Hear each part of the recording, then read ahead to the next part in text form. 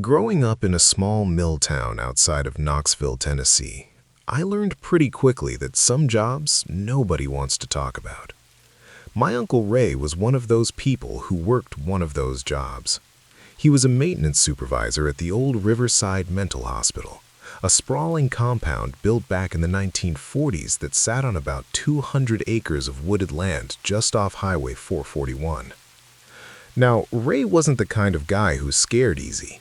He'd served 2 tours in Desert Storm, raised 3 kids on his own after his wife passed, and could fix just about anything with duct tape and a wrench.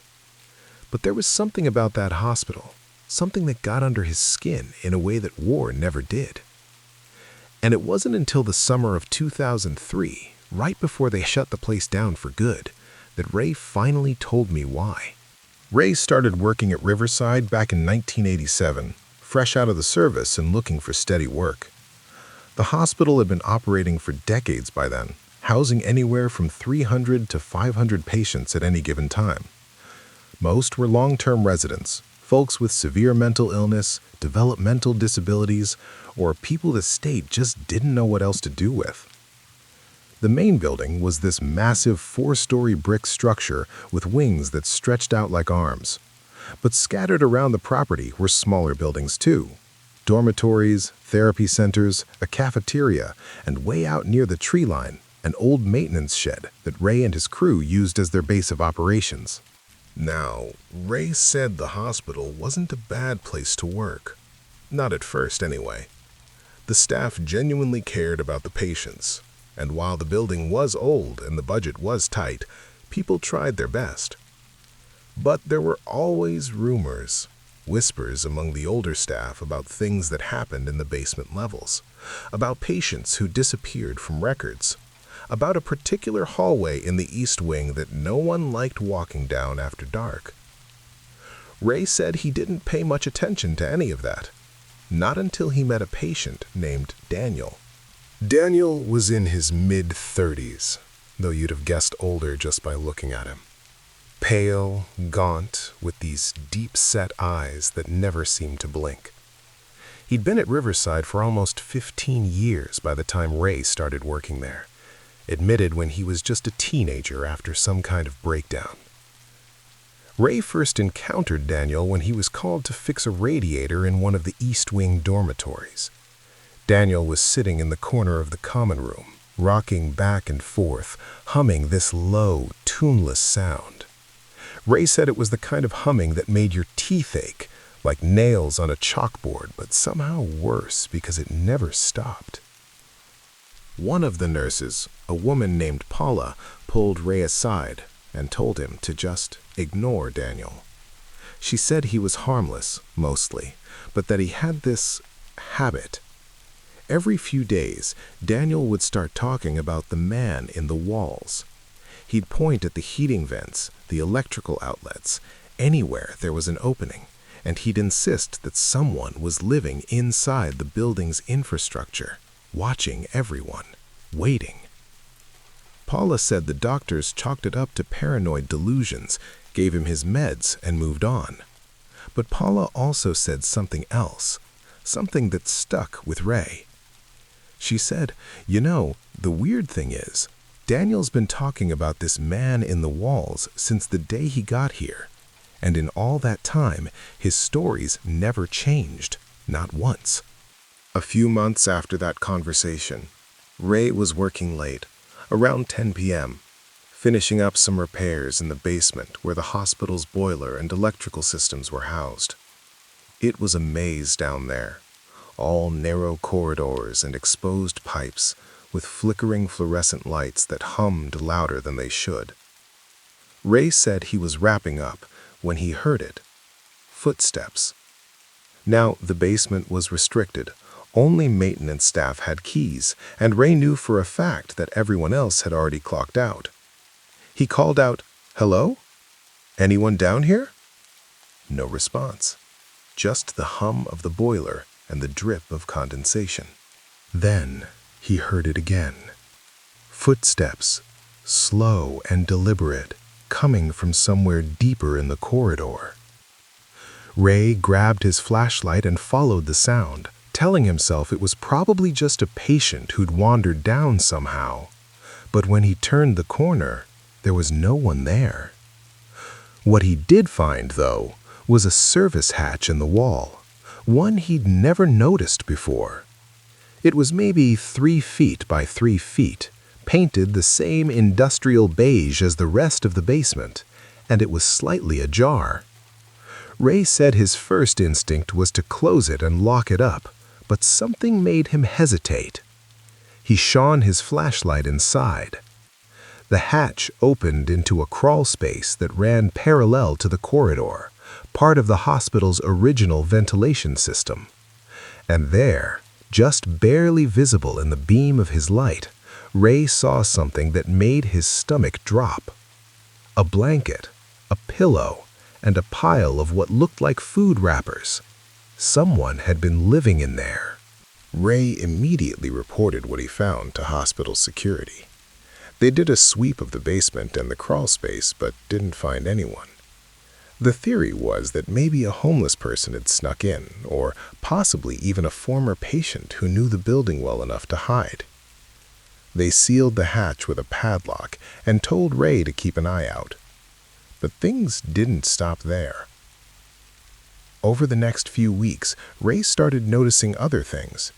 Tools going missing from the maintenance shed, lights turning on in empty rooms, and more than once, he'd catch a glimpse of movement out of the corner of his eye, just a shadow slipping around a corner or ducking into a doorway. Other staff started reporting strange things too. Nurses said they'd hear scratching sounds coming from inside the walls during the night shift. A janitor claimed he saw someone crouched inside an air duct in the cafeteria ceiling, but by the time security arrived, there was no one there. And then there was Daniel. Ray said that during this time, Daniel became more agitated than usual. He stopped eating, stopped sleeping, and spent hours staring at the vents in his room, whispering to himself. When the doctors tried to medicate him, he'd thrash and scream, shouting the same thing over and over. "He knows I told. He knows I told." It all came to a head one night in late September. Ray was working the graveyard shift, doing routine checks on the hospital's electrical panels. It was around 2 a.m., and the building was dead quiet except for the usual mechanical hum. He was in the East Wing, the same wing where Daniel's dormitory was located, when he heard a crash from somewhere above him. He radioed security, but they were tied up dealing with a patient incident in another building, so Ray, flashlight in hand, decided to check it out himself. He followed the sound to a storage room on the 3rd floor. The door was unlocked, which was strange because storage rooms were supposed to be kept secure.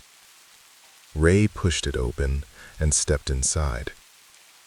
The room was filled with old hospital equipment, wheelchairs, IV stands, boxes of outdated medical supplies. And in the far corner, behind a stack of chairs, Ray saw him. A man. Filthy, emaciated, dressed in what looked like tattered hospital scrubs. His hair was long and matted, his face streaked with grime, and his eyes. God, Ray said those eyes were wild, like an animal's. The man didn't run. He just stood there, staring at Ray, breathing heavily. Ray said he couldn't move, couldn't speak. And then the man smiled. And when he did, Ray saw that his teeth were filed down to points. And then he whispered, "You shouldn't have locked my door." And then he lunged. Ray said he barely got out of that room alive. He slammed the door shut and held it while the man pounded on the other side, screaming and clawing at the wood. Security finally arrived and subdued the man, dragging him out kicking and shrieking. Turns out, the man's name was Thomas Everett. He'd been a patient at Riverside back in the 1970s, admitted for severe schizophrenia and violent tendencies.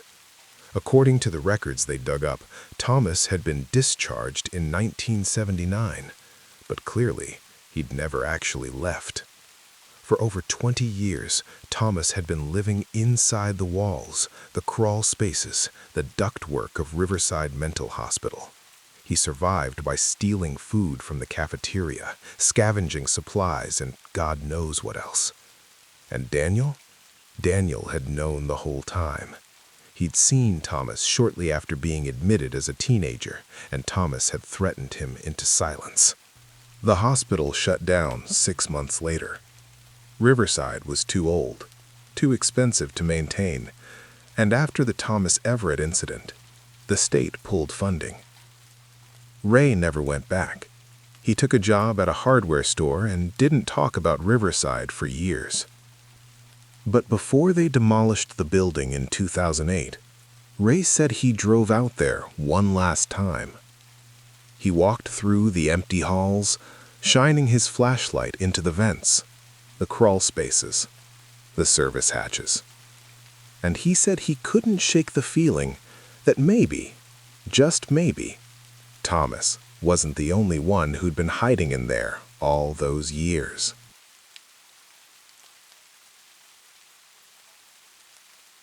If this story sounds unreal, that's fine.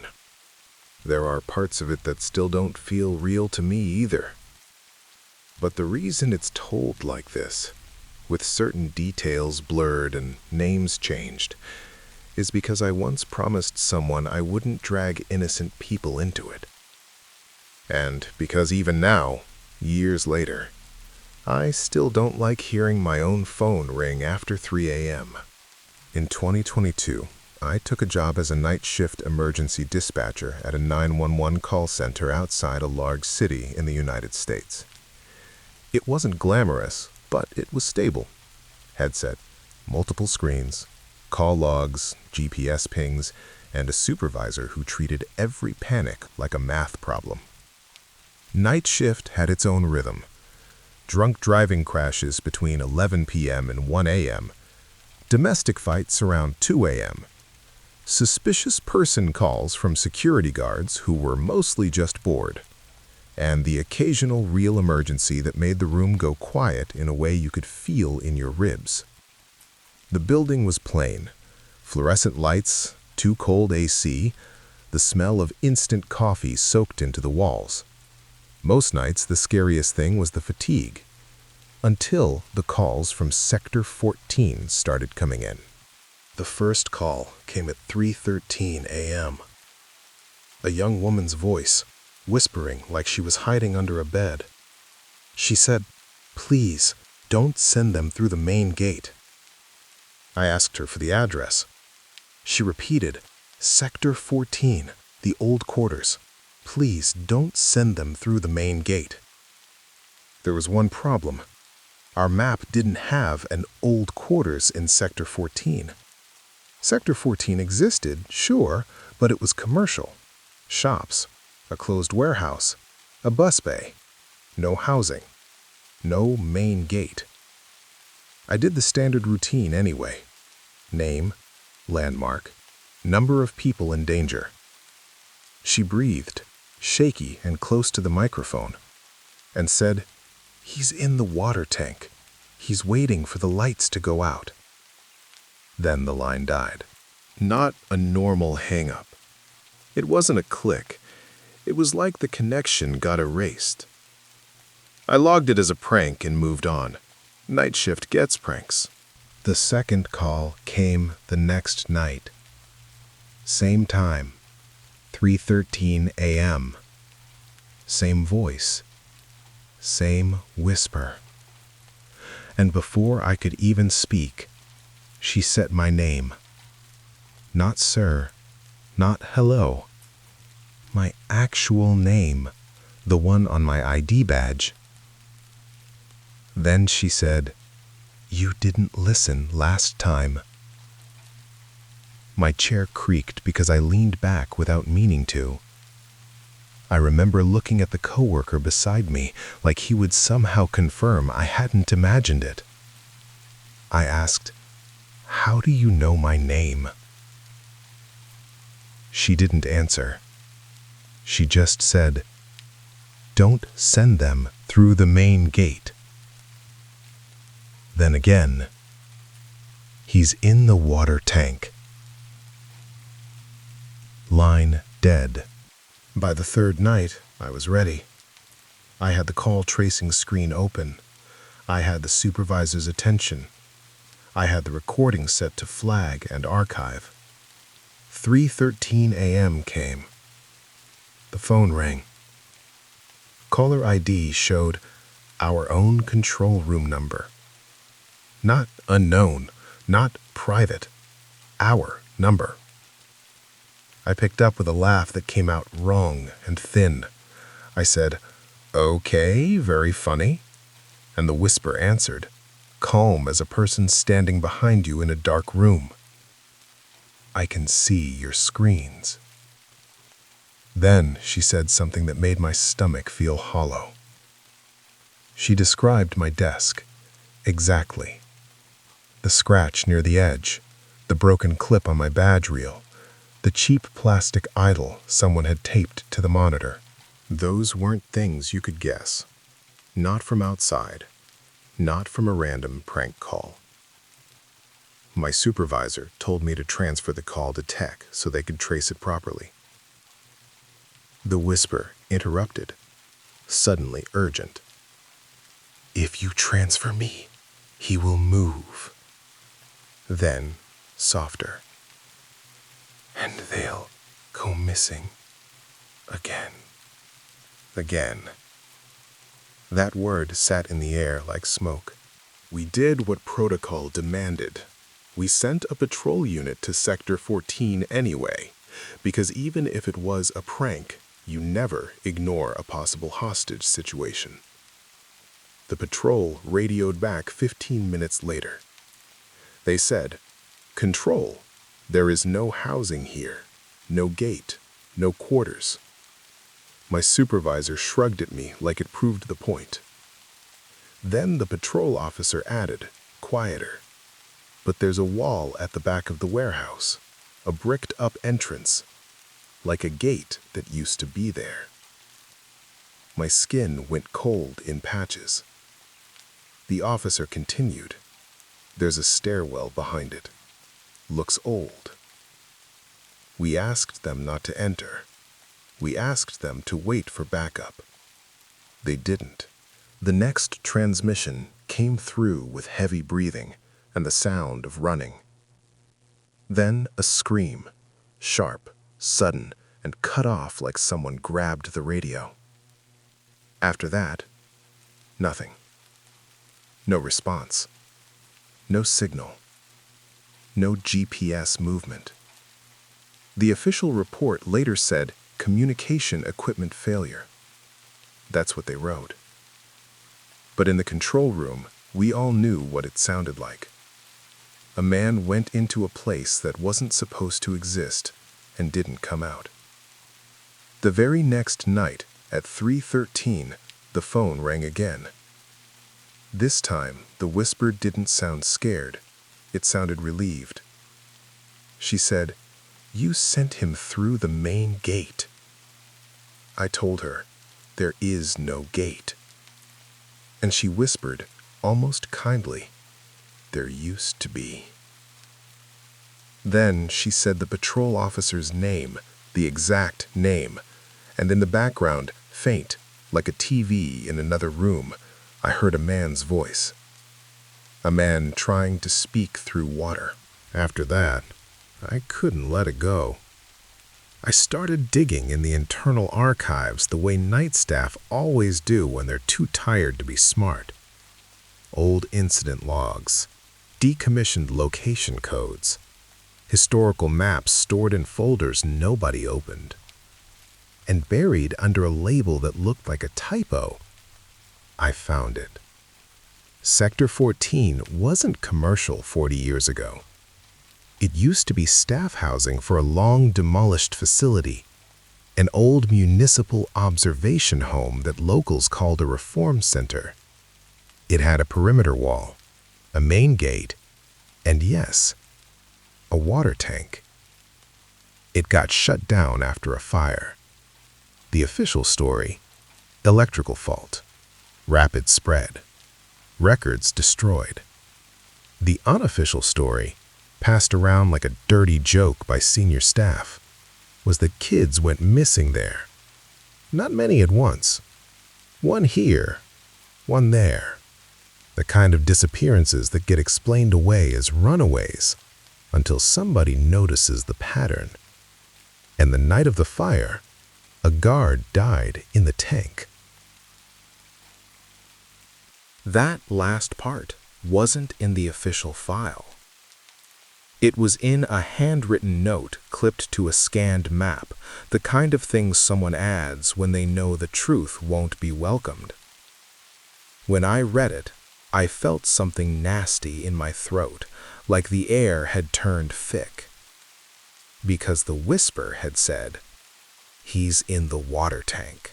The final call came on a night when the control room was understaffed.